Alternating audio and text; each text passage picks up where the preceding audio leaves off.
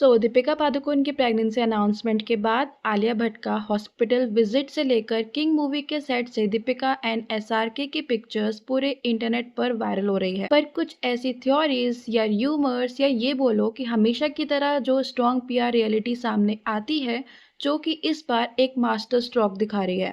तो हम उस ब्लाइंड्स के साथ उससे जुड़ी रियलिटी पे भी बात करेंगे एंड डार्क रियलिटी को एक्सपोज करेंगे। So let's start. If you genuinely like my content, then don't forget to subscribe my channel and like and hype this video. सबसे पहले हम बात करते हैं उन फोटोज की जो केप टाउन से लीक हुई है। गाइस, किंग मूवी की शूटिंग शाहरुख खान के लिए एक बहुत बड़ा प्रोजेक्ट है। स्पेशली जब से धुरंधर मूवी रिलीज हुई थी और उनका रिएक्शन बाहर आया था, तब से ये इनके लिए एक डू एंड डाई वाला सिचुएशन है और दीपिका का इसमें होना पहले से ही हाइप बना रहा था। लेकिन इन फोटोज में जो टाइमिंग है ना, वही सबसे बड़ा सवाल है। As we all know, Deepika is pregnant और उनकी जो फोटोज वहां से आई है वो इतनी क्लीन और एस्थेटिकली प्लेजिंग है कि फैंस को शक होने लगा है कि कोई प्रोडक्शन इतना बड़ा लीक होने कैसे देगा, या फिर ये इंटेंशनली किया गया है ताकि लोगों का ध्यान उन कंट्रोवर्सी से हट जाए जो पिछले कुछ दिनों से चल रही थी। लोग कह रहे हैं कि शायद उनकी प्रेगनेंसी को स्क्रिप्ट का हिस्सा बनाया गया है ताकि फिल्म को एक इमोशनल और वायरल टच मिल सके। लेकिन असली खेल तो इसके पीछे की पीआर वॉर में है, जो छुपा हुआ है, जो हमें उन रेडिट स्क्रीनशॉट्स में दिखता है। फर्स्ट हम बात करेंगे Deepika's master stroke, the defensive PR. ये जो ब्लाइंड है ना, बहुत टाइम से रेडिट और इंस्टा पर सर्कुलेट हो रहा है, तो मैं डिस्क्रिप्शन में लिंक दे दूंगी, आप सीधा वो ब्लाइंड पढ़ भी सकते हो। पर आज इस वीडियो में हम उन डॉट्स को कनेक्ट करेंगे। कहा जा रहा है कि दीपिका इस बार बहुत ज़्यादा अलर्ट है। पिछली बार जब उनकी प्रेगनेंसी के र्यूमर्स उड़े थे, तब इंडस्ट्री के एक खासा ग्रुप, जो कि आलिया और रणबीर का पीआर उन्हें बोलते हैं, एक नेगेटिव कैंपेन चला रहा था। र्यूमर्स फैलाए जा रहे थे कि दीपिका अपनी प्रेगनेंसी फेक कर रही हैं या फिर उनका करियर अब ऑलमोस्ट खत्म है। बहुत सारे डायरेक्टर्स उनको अपने मूवी से निकाल रहे थे, बट इस बार दीपिका ने गेम ही पलट दिया था। जैसे ही उन्हें भनक लग गई थी कि आलिया और रणबीर अपनी फिल्म लव एंड वॉर के अनाउंसमेंट किसी बड़े न्यूज़ के साथ लाइमलाइट लेने वाले हैं, तो दीपिका ने तुरंत अपना अनाउंसमेंट कर दिया। ये एक तरह का प्री एम्प्टिव स्ट्राइक था। वो नहीं चाहती थी कि कोई उनकी जिंदगी का इतना बड़ा मूवमेंट कोई और अपने पीआर के लिए यूज करे। अब बात करते हैं आलिया का हॉस्पिटल स्टंट और दीपिका का काउंटर मूव। अब आते इस पोस्ट के सबसे ड्रामेटिक बीट पर। दीपिका प्रेग्नेंट है, लेकिन उन्होंने अनाउंस नहीं किया था। प्लान ये था कि डिले करो जितना हो सके। बट आलिया और रणबीर का प्लान क्या था? पोस्ट के अकॉर्डिंग आलिया हॉस्पिटल विजिट करने के लिए जाने वाली थी। पेप्स को वहां पे बुलाया गया, पिक्चर्स ली गई, plaster them all over media, ये उनका प्लान था। Film fair blind items already out हो चुके थे, जिसमें हिंट था कि कोई एक्ट्रेस प्रेग्नेंट है। अब आलिया का हॉस्पिटल विजिट करना ये एक इम्प्लाई कर रहा था कि यहाँ पे आलिया की ही बात हो रही है। अब क्वेश्चन सबके माइंड में होगा कि why would they do this, क्योंकि लव एंड वॉर की प्रमोशन विंडो आने वाली थी। प्रेगनेंसी अनाउंसमेंट एक मैसिव पीआर बूस्ट होती और दीपिका की प्रेगनेंसी को स्टील करके अपनी फिल्म के साथ अलाइन करके डबल माइलेज उनको मिल जाता। लेकिन दीपिका ने ये होने नहीं दिया। दीपिका और रणवीर ने पहले ही अनाउंस कर दिया अपनी प्रेगनेंसी को, और बिना किसी ग्रैंड फोटोशूट के, जस्ट स्टेटमेंट की तरह, बहुत ही जल्दी। क्यों? ताकि उनकी प्रेगनेंसी उनके खुद के टर्म्स पर हो और कोई उसे नहीं यूज कर पाए। अब आलिया का हॉस्पिटल प्लान क्या था?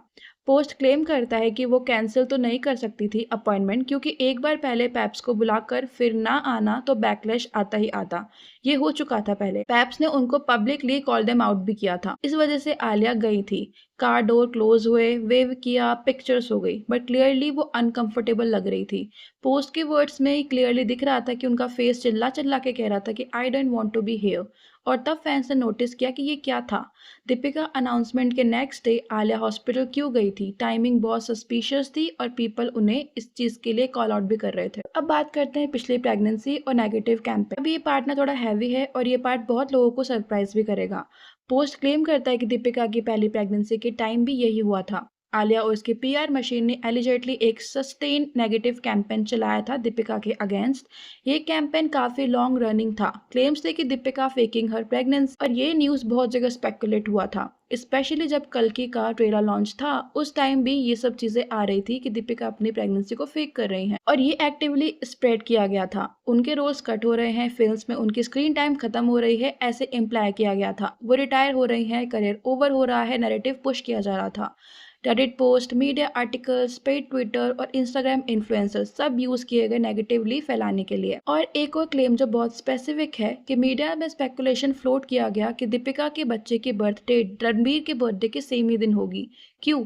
ताकि ये नैरेटिव पुश हो कि दीपिका अभी भी रणवीर से ऑब्सेस्ड है, उनका एक पुराना रिलेशनशिप था और ये एंगल यूज करके दीपिका को अनस्टेबल दिखाने की कोशिश की गई थी। कई जगह पे तो ये भी फेक नैरेटिव्स दिए गए थे कि दीपिका एंड रणबीर की डॉटर दुआ है, जबकि ये टोटली फेक एलिगेशन था और इस पर दीपिका अपेरेंटली तैयार थी, इसलिए अर्ली अनाउंसमेंट किया गया। इसलिए कंफर्मेशन आर्टिकल्स के उनके रोल्स कट नहीं हो रहे हैं, इसलिए फिल्म मेकर्स ने पब्लिकली बोल दिया कि उन्हें प्रोजेक्ट से नहीं हटा रहे हैं प्रेगनेंसी की वजह से, और ये उनका काउंटर नैरेटिव रेडी था। इस वजह से इस सब चीजें बहुत जल्दी करी गई। बात करते हैं ब्लाइंड आइटम्स या प्लांटेड स्टोरीज और मीडिया का रोल। एक चीज जो इस पोस्ट में इंटरेस्टिंग है वो है फिल्म फेयर और मीडिया का रोल।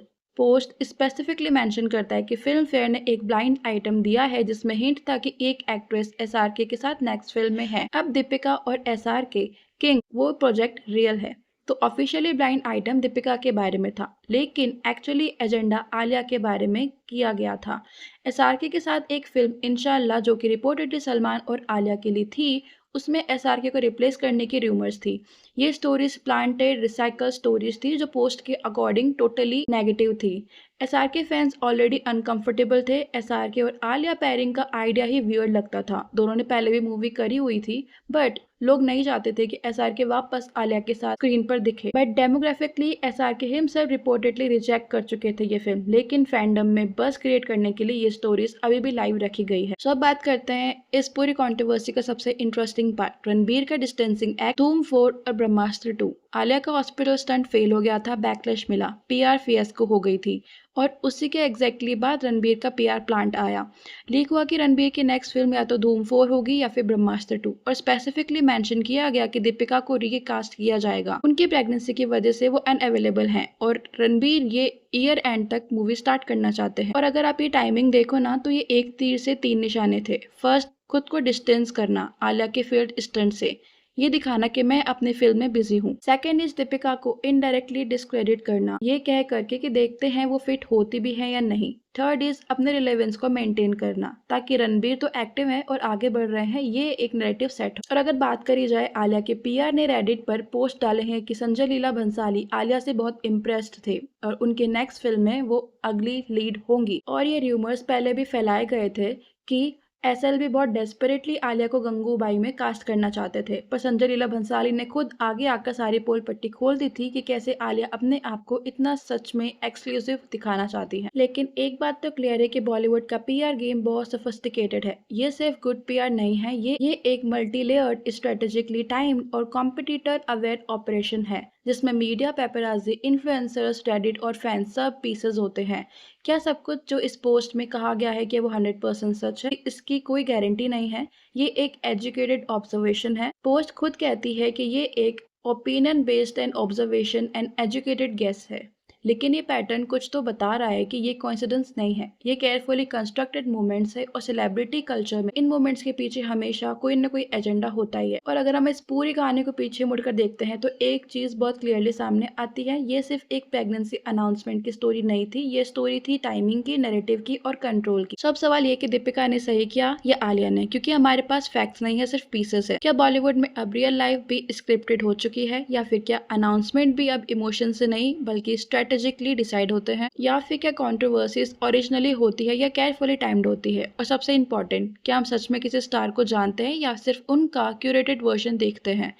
क्योंकि end of the day Bollywood एक इंडस्ट्री नहीं है, एक इल्यूजन है जहां स्टोरी सिर्फ स्क्रीन पर नहीं बनती बल्कि रियल लाइफ में भी क्राफ्ट की जाती है। So that's it for today guys. आपको इस कंट्रोवर्सी के बारे में क्या लगता है मुझे कमेंट सेक्शन में जरूर बताना, और अगर आपको वीडियो पसंद है तो चैनल को सब्सक्राइब कर लेना, वीडियो को लाइक कर देना। मिलते हैं वीडियो के साथ, तब तक के लिए बाय, लव यू ऑल।